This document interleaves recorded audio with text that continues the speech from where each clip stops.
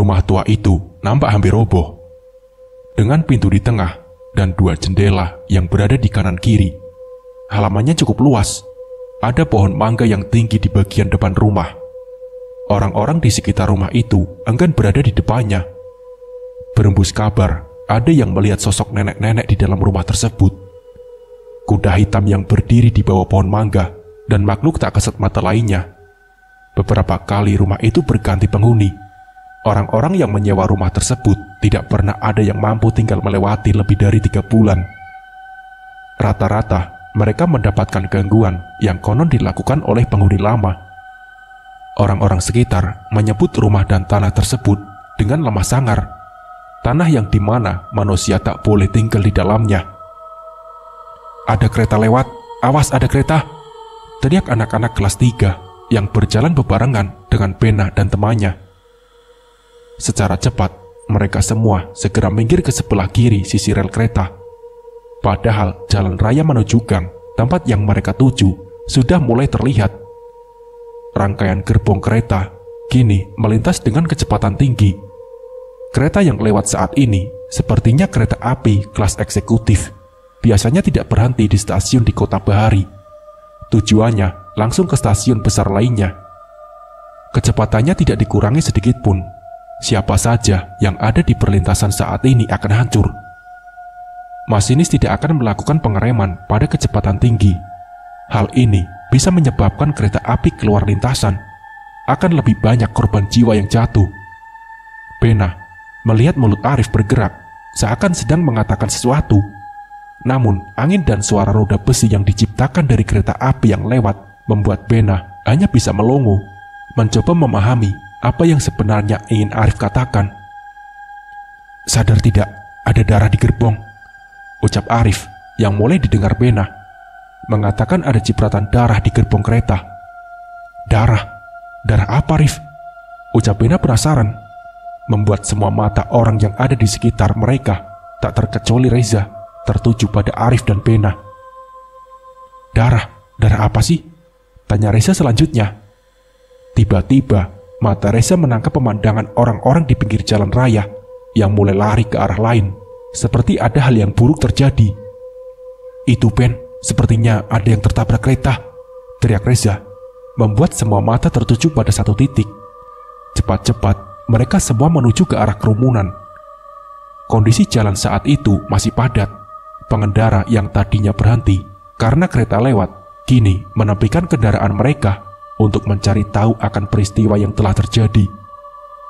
Reza menerobos lebih dulu ke arah kerumunan. Sepertinya ia ingin buru-buru lebih tahu dari kedua temannya. Sekejap, Reza sudah hilang dari pandangan Arif dan Bena.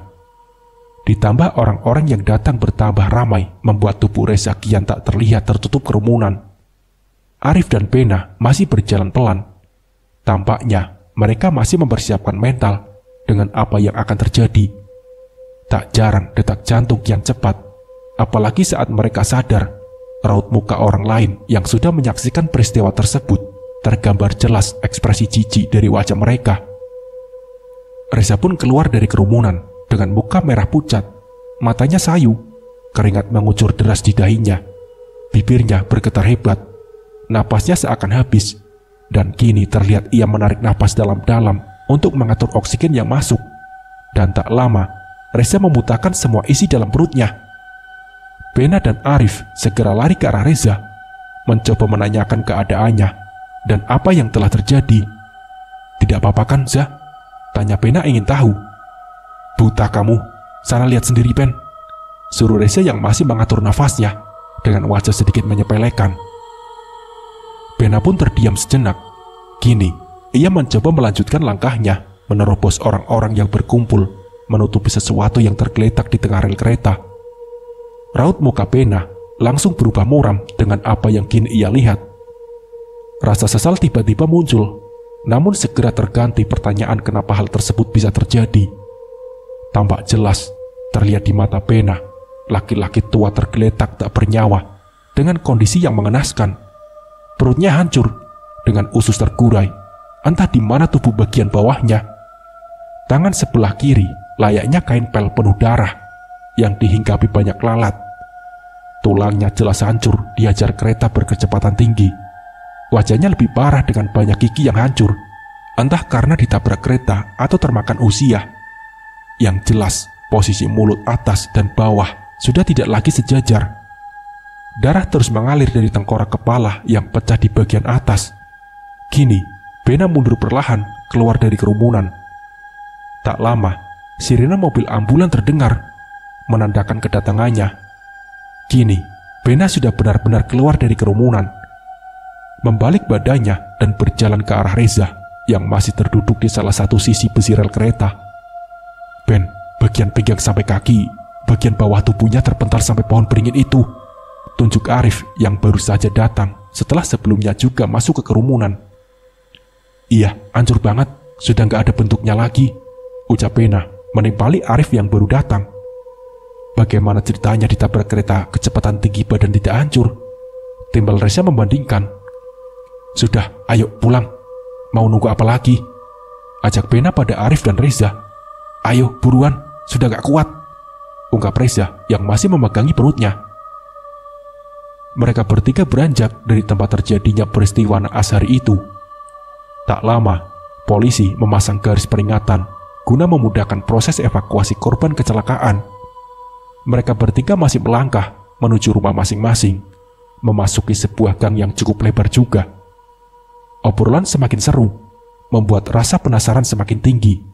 Mereka masih mencari tahu siapakah orang yang tertabrak kereta tadi. Apakah warga sekitar atau warga dari luar daerah tersebut? Biasanya akan terdengar sebuah pengumuman dari masjid sekitar jika memang korban kecelakaan adalah orang di sekitar rumah Bena. Bena dan beberapa anak SMP lainnya memang sering berjalan melintasi rel kereta api pada saat pulang sekolah.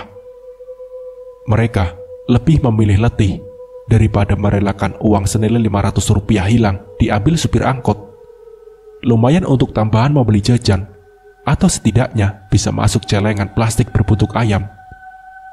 Iya, hanya Rp500 ongkos untuk naik sebuah angkutan umum pada saat itu di tahun 2004. Saat mereka menerobos rel kereta api, tak jarang mereka ditegur oleh petugas pengecekan jika berpapasan.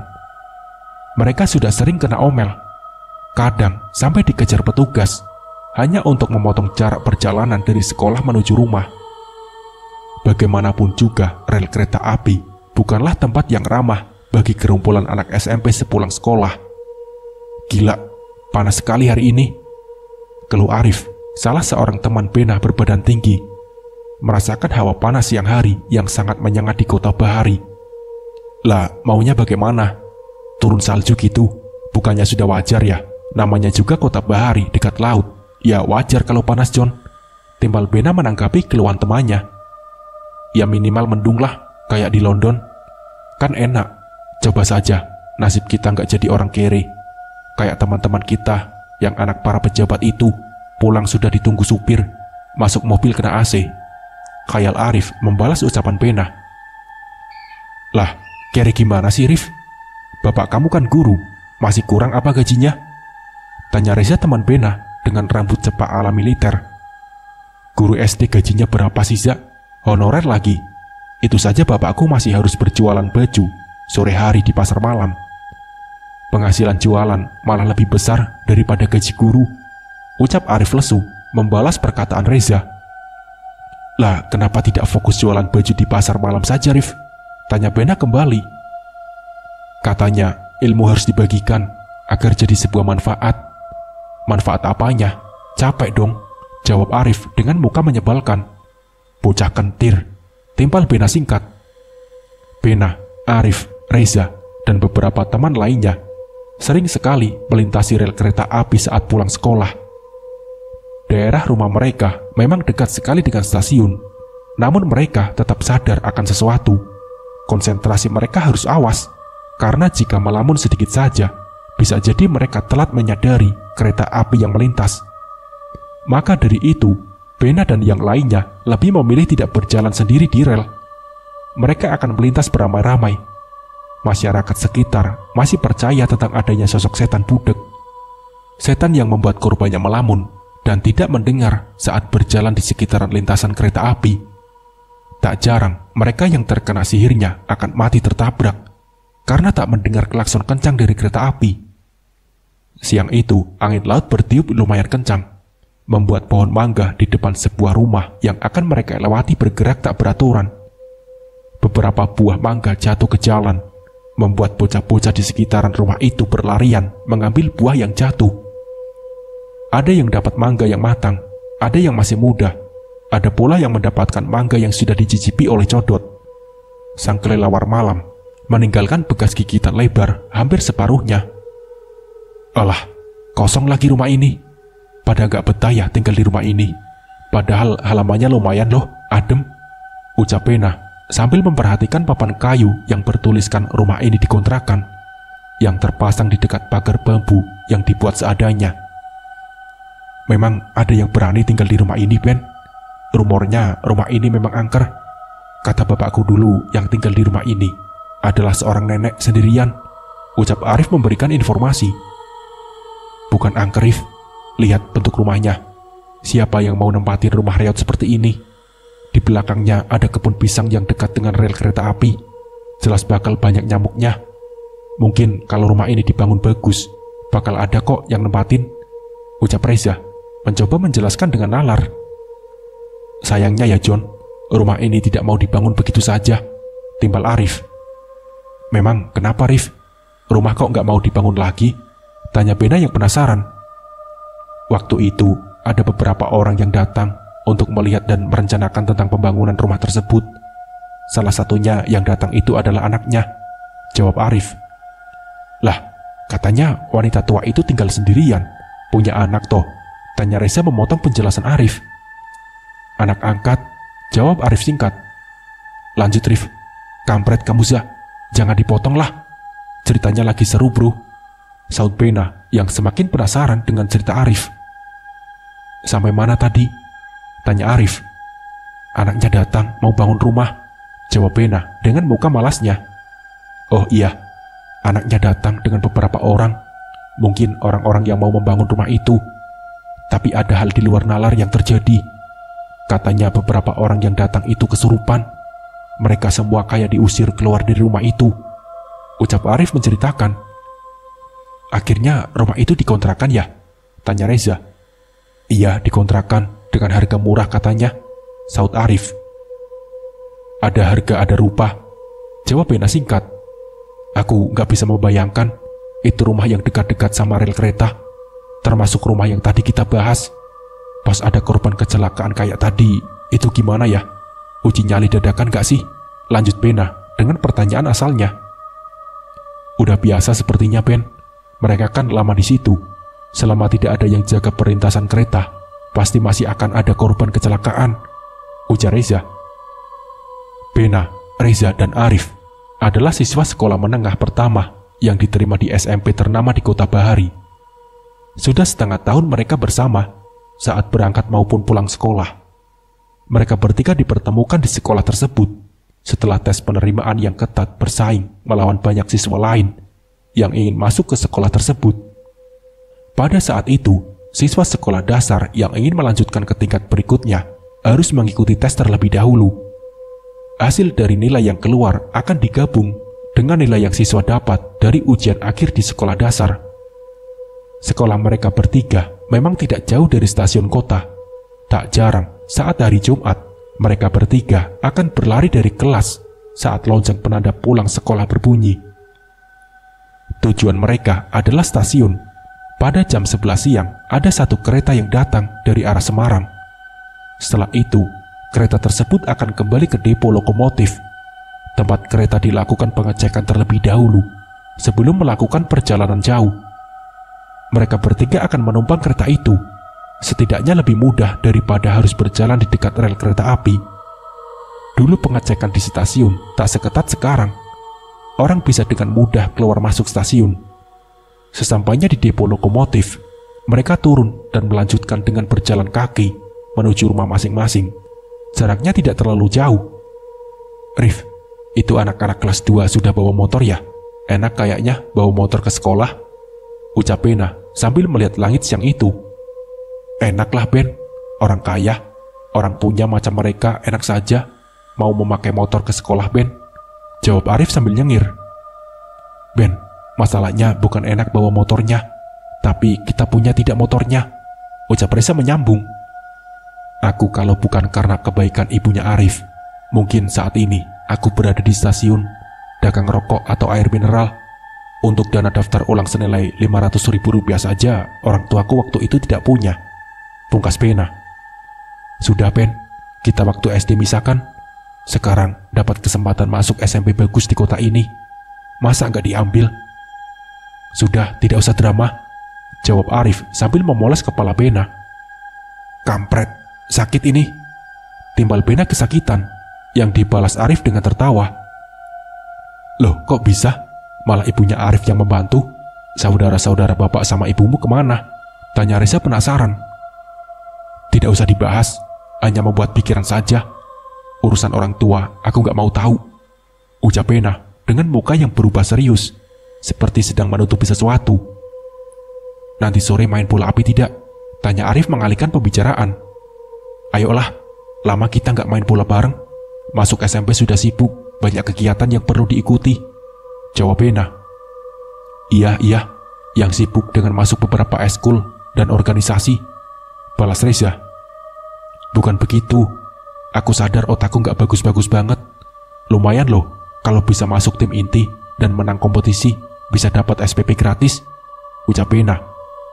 Emang kamu ikut kegiatan apa di sekolah, Ben? Tanya Arif penasaran. Bola voli sama drum band, lebih fokus ke drum bandnya. Tim di sekolah itu sering sekali menang saat karnaval pesta kemerdekaan untuk kategori SMP, jawab Bena. Terus dapat uang gak? Tanya Reza kembali. Enggak, pialanya saja buat pihak sekolah. Tapi pintu pengajuan beasiswa terbuka kalau menang, ucap Bena. Semoga tercapai, Ben. Ya udah, ayo pulang. Ketemu hari Senin ya, ucap Arif. Tanpa terasa, mereka sudah sampai di depan rumah masing-masing. Obrolan mereka membuat jarak tak begitu dirasakan. Ya kalian sudah sampai, enak. Rumah kalian berhadapan begini. Aku masih beberapa puluh meter lagi, gerutu Reza. Apa kamu mau mampir dulu? Minum es teh nih, panas-panas enak kan? Tapi aku gak punya es. Kan keluargaku gak punya kulkas, ledek Bena. Gak lucu, Ben. Ya sudah, bukan ketemu hari Senin, nanti sore, nanti kita bal-balan sepak bola di lapangan, ucap Reza sambil melambaikan tangan dan berjalan menuju rumahnya. Sedangkan Bena dan Arif masuk rumah masing-masing.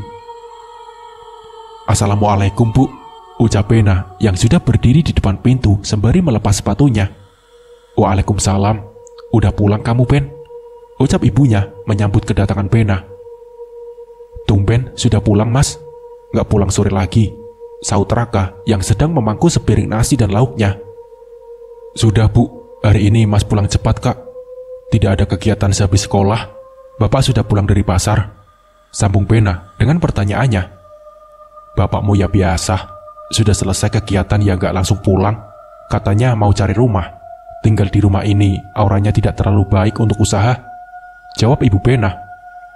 Mau beli rumah, Bu? Tanya Bena sambil berganti baju. Rumah dikontrakan, Le. Uang dari mana coba? Beli rumah kayak beli getuk. Kalau kata orang sini, memang duitnya Mardiah, sambung ibu yang sedang menyiapkan sepiring nasi untuk anaknya. Kok bisa ya? Kenapa kalau masalah harta, orang-orang sini termasuk teman-teman Bena selalu menyebut nama itu? Mardiah. Mardiah siapa sih, Bu? Tanya Bena. Ada yang bilang Mardiah adalah nyai kaya raya yang pernah hidup di wilayah ini. Untuk lengkapnya ibu gak tahu pasti, cuma dengar cerita dari ibu-ibu tetangga kalau beli sayur, jawab ibunya. Kini mereka bertiga berkumpul menyantap sepiring nasi dengan lauk seadanya. Keluarga Bena adalah keluarga yang datang dari luar kota Bahari. Bapaknya bernama Sastro, ibunya bernama Laras. Bena memiliki dua adik laki-laki, yaitu Raka dan Panji. Mereka datang bertaruh nasib untuk mencari kehidupan layak di kota kecil ini sebagai pedagang di pasar. Ibu dan bapaknya adalah orang Jawa yang berasal dari kawasan Karisidenan Surakarta. Sedangkan Bena dan adik-adiknya lahir di kota Bahari. Awal kehidupan Bena bisa dikatakan serba berkecukupan. Namun, hidup keluarga ini berubah semenjak satu pilihan harus diambil oleh orang tua Bena. Pilihan yang diakibatkan oleh santet yang dikirim ke keluarga itu, yang membuat segala daya dan upaya dalam membangun sebuah usaha hancur. Segalanya kembali dimulai dari titik terendah. Kini, Bena dan keluarganya tinggal di sebuah rumah kontrakan yang jaraknya hanya beberapa puluh meter dari rumahnya dulu. Kadang hatinya remuk saat melihat rumah tempatnya lahir sudah berganti penghuni. Bukan keluarganya lagi yang meninggalnya, melainkan orang lain. Assalamualaikum warahmatullahi wabarakatuh. Inna lillahi wa inna ilaihi roji'un. Telah berpulang ke rahmatullah Bapak Suyasa dalam usia 65 tahun pada hari Jumat 6 Februari 2004 sekitar pukul 14.00 waktu Indonesia Barat. Jenazah akan dimakamkan pada hari Sabtu 7 Februari 2004 pukul 13 waktu Indonesia Barat. Semoga amal ibadahnya dapat diterima di sisi Tuhan Yang Maha Esa, dilapangkan kuburnya, serta senantiasa diberikan ketabahan yang mendalam bagi keluarga yang ditinggalkan. Amin. Demikian pengumuman berita duka hari ini. Wassalamualaikum warahmatullahi wabarakatuh. Bu, itu Pak Yasa, orang gang pojok yang sudah sepuh itu kan? Yang seperti orang gak waras itu? Tanya Bena kepada ibunya. Iya Ben, betul. Beliau seperti itu karena sudah terlalu depresi dengan penyakit diabetes yang diidapnya. Sudah habis banyak uang sampai menjual tanahnya. Anak-anaknya terlalu sibuk untuk terus mengurusnya, jawab ibu Bena. Lah, kok gak diurusin Bu? Anak macam apa mereka? Pangkas Bena dengan kesal. Ben, ada banyak alasan. Pak Yasa itu bukan orang yang gampang diatur. Setidaknya itu yang ibu dengar dari tetangga. Ya, semoga ibu nanti kalau sudah tua gak ngerepotin kamu dan adik-adikmu, jawab ibunya. Ya, gak apa-apa toh Bu. Kan Raka, Mas Bena, dan Panji, anak bapak dan ibu, sela Raka sambil meletakkan piring yang baru saja ia bersihkan setelah selesai makan. Punyaku sekalian lah Kak, Bena jahil meledek Raka. Cuci sendiri Bena, mandiri, biar kamu saat bisa sama orang tua bisa apa-apa sendiri, perintah ibunya. Haha, kapokmu kapan Mas? Kini gantian Raka meledek kang Masnya. Loh Bu, Panji kemana? Bapak? Belum selesai Bena berucap, sosok yang dibicarakan sudah di depan pintu. Assalamualaikum. Loh, kok sudah pada ngumpul? Panji mana? Main lagi, ucap Pak Sastro yang baru datang. Ya begitu Pak, anak terakhirmu itu main di rental PS di rumah pojok itu, ucap Bu Laras sebal. Ya sudahlah, nanti juga pulang. Ben, kamu lewat rel kereta sepulang sekolah tadi? Tanya Pak Sastro pada Bena. Iya Pak, benar. Ada yang tertabrak kereta tadi. Orang tua, mukanya sudah gak jelas. Bena menjawab dengan semangat, tahu kalau ceritanya menarik. Kamu lihat mukanya? Gak apa-apa kamu lihat orang meninggal seperti itu. Kamu tahu tidak, itu Pak Yasa. Ada yang melihat beliau jalan sendirian di rel kereta itu sebelum kereta melintas. Bapak menjelaskan kepada Bena. Kini, Bena hanya melongo. Nasi yang dia makan tak segera ditelan. Sepertinya ingatan peristiwa tadi kembali masuk ke pikiran Bena. Lekas ia letakkan piring, lalu pergi ke belakang dan memutahkan apa yang dia telan sebelumnya. Apa sih Pak? Anak lagi makan malah bawa ceritaan seperti itu, tegur Bu Laras pada suaminya.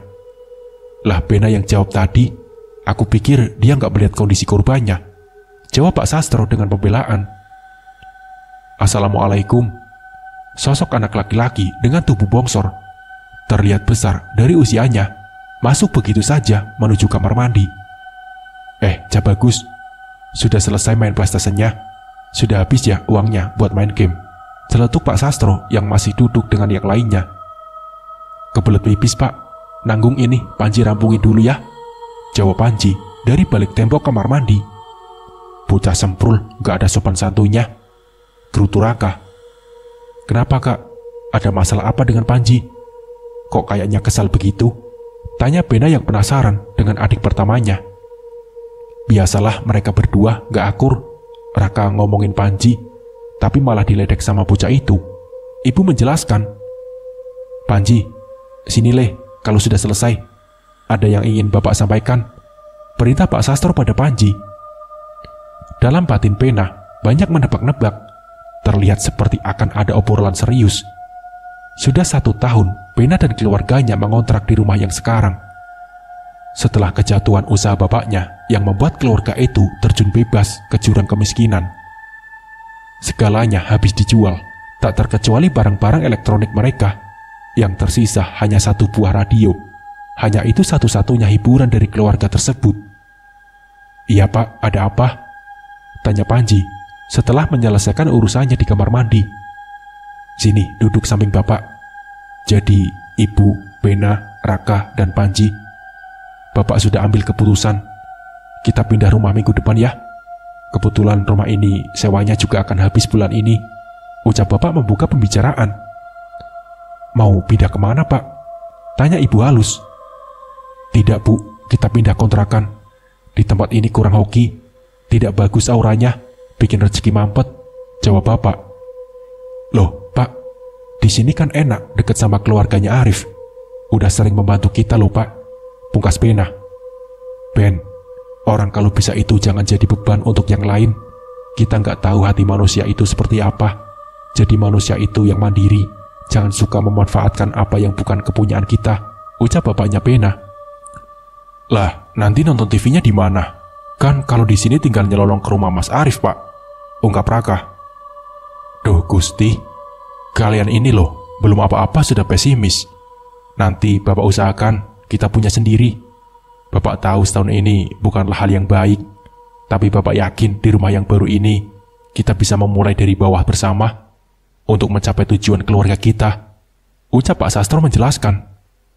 "Tujuan keluarga apa Pak? Menguasai dunia kayak musuh Power Rangers?" celetuk Panji yang duduk di belakang ibunya. Serius ini," sentil Raka. "Ngapain kamu Kak? Berkelahi saja yuk," tantang Panji. Udah loh kalian berdua ini. Bapak lagi bicara penting. Jadi anak laki-laki yang baik." Panji panggil Mas Raka dengan sopan. "Itu masmu loh." Bu Laras mulai mengomeli Panji. "Iya Bu, maaf. Habis muka Raka nyebelin," jawab Panji. "Mas, panggil Mas Raka," perintah ibu. "Mau dilanjut tidak ini?" timbal Bapak yang sudah siap melanjutkan ceritanya. Semua terdiam. Semuanya mengangguk. Tanda pembahasan akan dilanjutkan kembali. "Bapak sudah mendapatkan rumah yang nanti akan kita tinggali. Harganya murah banget," lanjut Bapak memaparkan. "Di mana letak rumah itu Pak?" tanya Bu Laras selanjutnya. "Masih di sekitar sini Bu, tapi beda gang. Itu loh yang berada gang seberang jalan," jawab Pak Sastro. Mendengar dari penjelasan bapaknya, Bena seperti tahu akan keberadaan rumah itu. Dia mulai curiga dan menunjukkan rasa tak nyaman. Rasa curiga semakin berkecamuk setelah Pak Sastro menyebut rumah itu nyaman. Terlihat teduh karena ada pohon mangga yang tumbuh di halaman rumahnya. "Maaf Pak, apa yang Bapak maksud itu rumah yang ada di Gang Melati, berdekatan dengan rel di Jalan Pelopor?" tanya Bena yang penasaran. Nah itu Bena sudah tahu. Bapak paham kondisi rumahnya memang tidak terlalu bagus. Tapi walaupun rumahnya jelek, kalau kita bisa merawatnya, membersihkannya, rumah itu akan nyaman kita tinggali, sambung Pak Sastro. "Mohon maaf Pak yang banyak, saya mohon maaf sebesar-besarnya." Bena nolak. Bena tidak mau. Rumah itu terkenal wingit Pak, angker. Bena nggak mau kalau harus ketemu hal-hal yang aneh, jawab Bena mencoba melakukan penolakan. "Angker-angker, kayak kamu pernah ada di dalamnya. Kamu itu manusia. Kita manusia tidak boleh merasa lemah di depan mereka. Bukan menantang mereka, tapi kalau kita punya tujuan baik, niat yang tulus, kita bisa nyaman berada di mana saja," Bapak menasihati Bena. "Tapi benar, kamu sudah memikirkan itu semua Pak. Di belakang rumah itu ada rel kereta loh. Berisik gak itu?" tanya Ibu Laras. "Aku sudah tanya yo Bu, sama orang-orang sekitar, gak masalah. Rel kereta itu juga tidak terlalu mepet. Masih ada lapangan dan kebun di belakang rumah. Antara rumah dan rel kereta terpisah lahan kosong yang lumayan luas," ucap Pak Sastro. Aku sebagai istrimu manut, Mas. Nurut dengan keputusanmu, asal itu baik untuk kondisi keuangan kita saat ini. Timpal Bularas. Memangnya mau pindah kemana toh, Pak? Tanya Raka yang sedari tadi melongo. Nanti malam temani Bapak ya, Bena. Antar Bapak ke rumah itu. Bapak butuh 2 hari untuk tidur sendiri di rumah itu. Pinta Bapak. Pak, maaf. Ini Bapak beneran mau tidur sendiri di rumah tersebut? Tanya Bena yang penasaran. Iya, Bapak harus tahu. Rumah itu dulunya apa? Ya, kalau celaka, kan cuma Bapak. Kamu dan yang lainnya tidak kena, ucap Bapak. Kalau bicara yang baik toh, Pak. Doa lo itu. Tegur Ibu Laras. Aku yang memutuskan kita pindah. Aku yang harus tanggung jawab. Aku suamimu. Aku bapak anak-anak kita. Saat ini bukan uang yang bisa kuberikan, tapi setidaknya anak dan istriku tidak tidur di bawah kolong jembatan, ucap Pak Sastro. Bena, Raka, dan Panji hanya bisa terdiam mendengar keputusan yang diucapkan oleh bapak mereka. Sewajarnya anak memang sudah seharusnya mematuhi perintah orang tuanya. Ditambah kondisi keluarga mereka yang sedang jatuh, Bena paham posisinya. Hatinya ingin sekali menolak segala keputusan orang tuanya. Tapi sebagai anak, apa yang bisa dilakukan Bena? Dia harus ikut segala peraturan yang dibuat oleh orang tuanya. Baginya saat ini, menjadi anak yang tak banyak pinta dan penurut, sudah membantu meringankan beban yang sedang ditanggung oleh kedua orang tuanya. Kini banyak hal yang dipikirkan oleh Bena. Rasanya, semua menumpuk berjejelan dalam otak anak itu. Cerita-cerita seram tentang rumah yang akan ia tempati membuatnya murung seharian setelah bapaknya mengambil keputusan secara mendadak. Malam itu, Pak Sastro dan Bena berjalan menuju rumah yang siang tadi mereka bicarakan. Di tangan Bena, ia membawa tikar. Pak Sastro membawa peralatan lain, seperti ceret dan gelas, serta cemilan untuk konsumsi. Pak, mau apa tidur di situ sendirian? 2 kali berturut-turut kayak ikut acara uji nyali di TV saja, tanya Bena. Mau izin dulu, ucap Pak Sastro singkat. Sama siapa Pak kenalannya? Tanya Bena. Ya sama penunggu rumah ini, Ben. Ya ini, kita kulonuwun dulu lah, jawab Pak Sastro. Bena melihat hal yang tak biasa. Seluruh mata orang-orang seakan tertuju pada dia dan bapaknya. Tak sedikit juga ibu-ibu yang terlihat sedang membicarakan mereka. Saat tiba, terlihat jelas di depan mata Bena, rumah tua itu nampak hampir roboh. Dengan pintu di tengah dan 2 jendela yang berada di kanan dan kiri, halamannya cukup luas. Ada pohon mangga yang tinggi di bagian depan rumah itu. Pak Sastro langsung mengeluarkan kunci untuk membuka rumah itu. Gagang pintu sudah dipegangnya. Sebelum masuk, mulut Pak Sastro seperti sedang melafalkan doa. Setelah itu, barulah beliau membuka pintu, masuk dengan mengucapkan salam. Ayo Ben, masuk, ucap bapaknya. Bena ikut masuk Pak, tanyanya ragu. Masuk saja sebentar, biar kamu tahu. Toh nanti juga tinggal di sini kan, ucap Pak Sastro.